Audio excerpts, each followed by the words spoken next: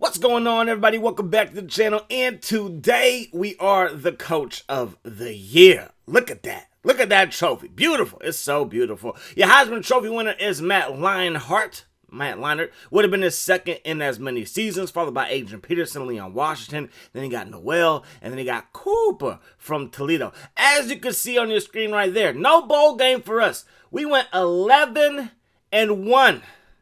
No bowl game. I think we probably played one too many FCS schools, and that's the results you're going to get. I've never done that before. If you've been with this channel for a while, you've seen the dynasties in the past, you know that we usually schedule the toughest opponents that we can. And this time around, I was like, let's not do that. Let's try something different. Never afraid to try anything different, but it came back to bite us in the backside, and that's not exactly what we want, where we're trying to get big, you know what I mean? Zeke Davenport, freshman, redshirt from Florida. He is our best receiver on the team, and he is a first-team All-American. You love to see it. I love to see it. I know you love to see it as well. Is he the only guy on the list as far as first-team All-American? For the offensive side, yes, he is, but he is not alone. When it comes to the defensive side of the ball, Sharp Dawkins, baby, the 20-year-old freshman.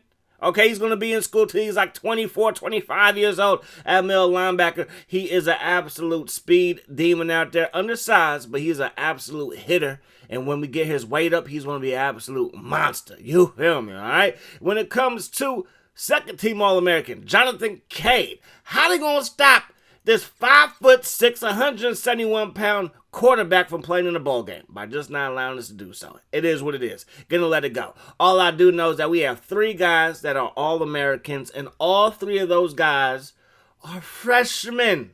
Okay, they are freshmen. So you know that they made it to the all-freshman squad as well. So a solid season all around for Georgia Southern to kick things off. Was it perfect? No, wasn't perfect. We did not play too many marquee matches. But hey, that's all right. We wanted a year to grow, and now we're going to grow into a team that's going to be ready to take on some of the tougher teams and tougher conferences in college football.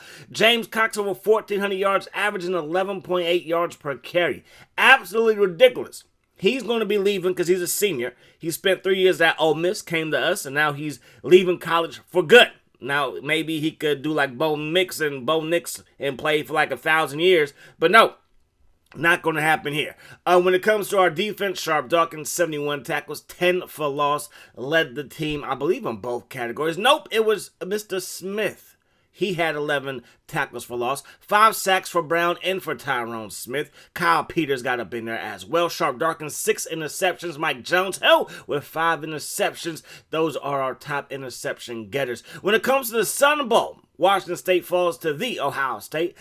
AutoZone Liberty Bowl, UTEP beats Colorado State. Georgia, they handle NC State in the Chick-fil-A Peach Bowl. Outback Bowl, Michigan versus South Carolina. I think that happened sometime in the future or in the past, depending on how you look at it. And Michigan are going to lose by 1. Mississippi State over Texas in the Cotton Bowl. Mississippi State, they are going to take the L to Texas in the Cotton Bowl. Gator Bowl, you had Georgia Tech beat down USF. Northwestern, they're going to beat Auburn. Then you got Florida, they're going to beat Purdue. LSU, they're going to beat Virginia Tech. Pittsburgh in the Orange Bowl, they fall to Florida State 35-16. Rose Bowl National Championship game is a rematch of the game that happened last year in the national title game. Again, going back to 05 for 06, know what I'm saying?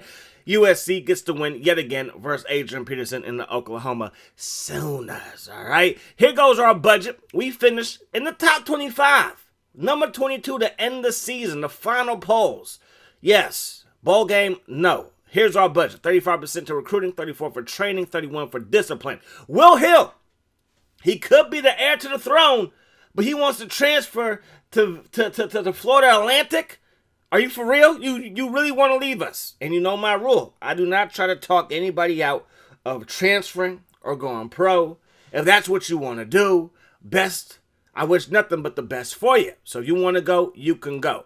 So we have this incoming transfer. He's from Tennessee. He's a junior. So I think we can redshirt him and then get 2 years off of him, or 2 years with him playing for us. 6 foot, 170 pounds. Did nothing for Tennessee last year at all, but I want him on my squad. We also have the top cornerback in the nation coming to town, as if I'm Deion or somebody like that. We just get people. Okay? He's from Alabama, number 1 corner in Moss. Then we got an outside linebacker in Long. Got another cornerback. Got another middle linebacker in Ely. We got Bullock at cornerback. So corners, we're looking good.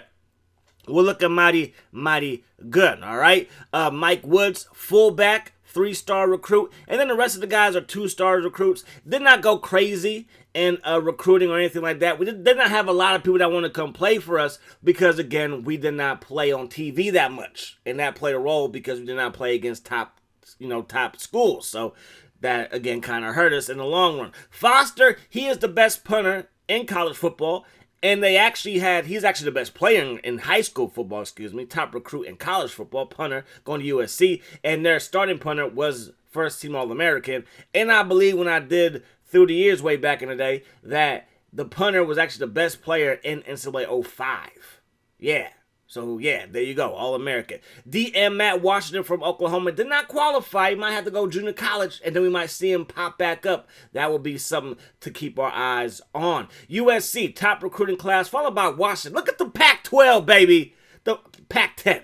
But look at the Pac-12, baby, doing this thing. Followed by Texas A&M, NC State, Penn State, The Ohio State University, Texas Tech, followed by Texas. And then, of course, you got UTEP and Michigan State, all right? We have Campbell. As my phone goes off, I apologize. We have Campbell. We're going to make him a halfback. 62 overall athlete, but a 70 overall halfback with 80 overall speed, I believe. And then 70 overall athlete for Peterson. Make him a defensive end.